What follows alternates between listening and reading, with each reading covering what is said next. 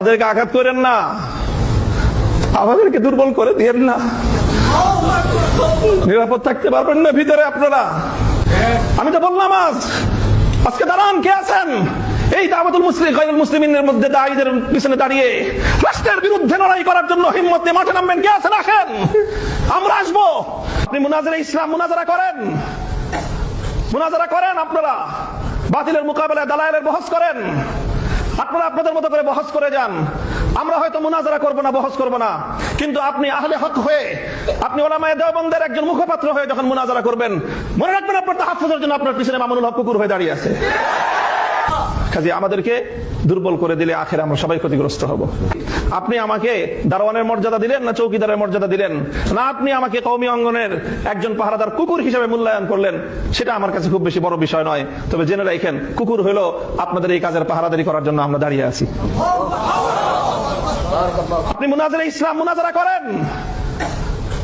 করেন, আপনারা বাতিলের মোকাবেলায় দালায়েলের বহস করেন, আপনারা আপনাদের মতো করে বহস করে যান। আমরা হয়তো মুনাজারা করব না, বহস করব না, কিন্তু আপনি আহলে হক হয়ে, আপনি উলামায়ে দেওবন্দের একজন মুখপাত্র হয়ে যখন মুনাজারা করবেন, মনে রাখবেন আপনার তাহাফুজের জন্য আপনার পিছনে মামুনুল হক কুকুর হয়ে দাঁড়িয়ে আছে।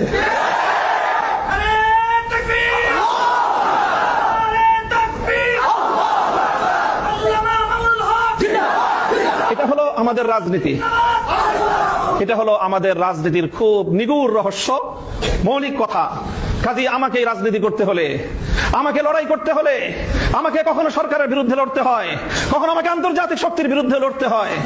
কাজেই আমাকে আমার রাজপথের একটা শক্তি নিয়ে আমাকে ময়দানে টিকে থাকতে হবে।